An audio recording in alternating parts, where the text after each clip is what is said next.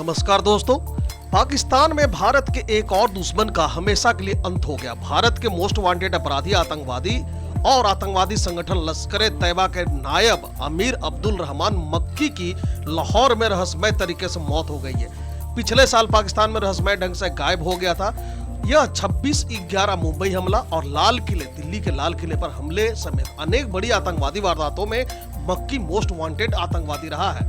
अब्दुल रहमान मक्की की लाहौर के एक अस्पताल में मौत हो गई। मक्की पिछले साल 2023 में पाकिस्तान में रहस्यमय तरीके से गायब हो गया था और तब भी यही कहा गया था कि उसे कुछ अज्ञात बंदूकधारी उठाकर ले गए हैं, जबकि सच्चाई यह थी कि साल 2023 में संयुक्त राष्ट्र द्वारा उसे अंतर्राष्ट्रीय आतंकवादी घोषित किए जाने के बाद पाकिस्तान ने उसे कहीं छुपा दिया था। अब जो प्राप्त जानकारी उसके मुताबिक पाकिस्तान मक्की को एक जगह से दूसरी जगह छुपाता फिर रहा था। अब अस्पताल में रहस्यमय तरीके से उसकी मौत हो गई है।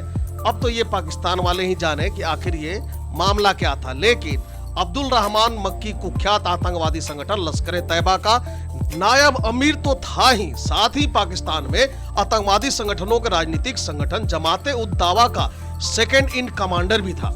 वह भारत के एक अन्य मोस्ट वांटेड आतंकवादी हाफिज मोहम्मद सईद का चचेरा भाई और सगा बहनोई भी है। साल 2023 में संयुक्त राष्ट्र की कमेटी ने 7 आतंकवादी हमलों का हवाला देते हुए उसे अंतर्राष्ट्रीय आतंकवादी घोषित किया था। इनमें साल 2000 में लाल किले, जो कि दिल्ली के लाल किले पर हुआ हमला, वो भी शामिल था। 2008 में हुआ रामपुर हमला, 2008 में ही मुंबई में हुआ 26/11 हमला और 2018 में गुरेज में हुए हमले को शामिल किया गया था। साल 2022 जून में अमेरिका और भारत के इस प्रस्ताव पर चीन ने टेक्निकल रोक लगाई थी, लेकिन साल 2003 में चीन को भी ये रोक हटानी पड़ी, क्योंकि तब तक चीन के ऊपर भी भारी दबाव आ गया था। वह समझ गया था कि अब इस रोक को ज्यादा वक्त तक रोक पाना बड़ा ही मुश्किल होने वाला है।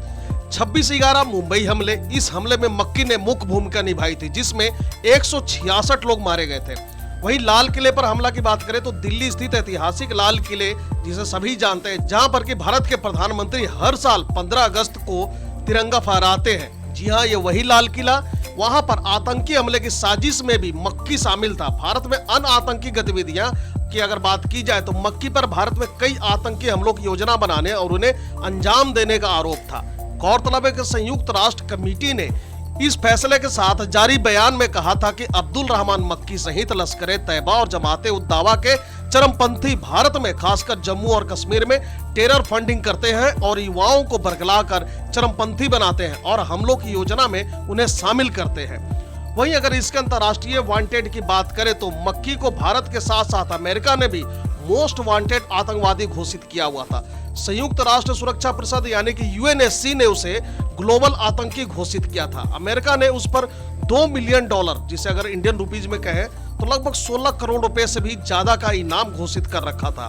यह माना जा रहा है कि मक्की के अंत में किसी साजिश, आतंकी संघर्ष या अंतर्राष्ट्रीय दबाव का हाथ हो सकता है।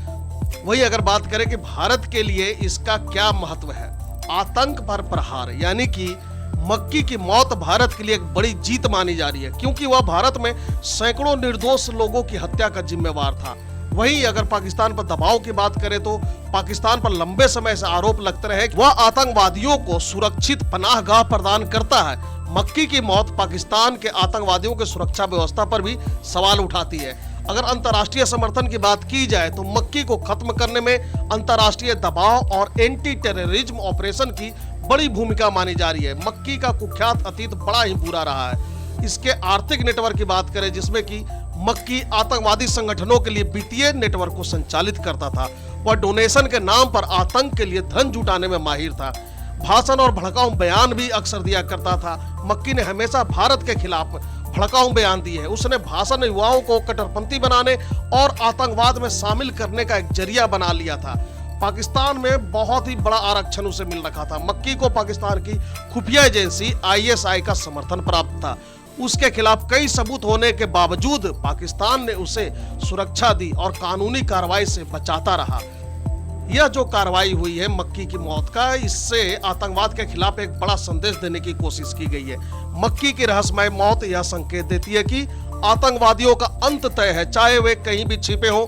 भारत के लिए यह एक न्यायपूर्ण प्रतिशोध के रूप में देखा जा सकता है, जबकि पाकिस्तान के लिए यह अपनी आतंकी नीतियों पर आत्ममंथन करने का समय है। भारत के साथ साथ पूरी दुनिया को उम्मीद है कि इस घटना से आतंकवाद पर प्रहार और मजबूत होगा। उम्मीद है कि यहाँ दी गई जानकारी आपको पसंद आया होगा। Thank you for watching.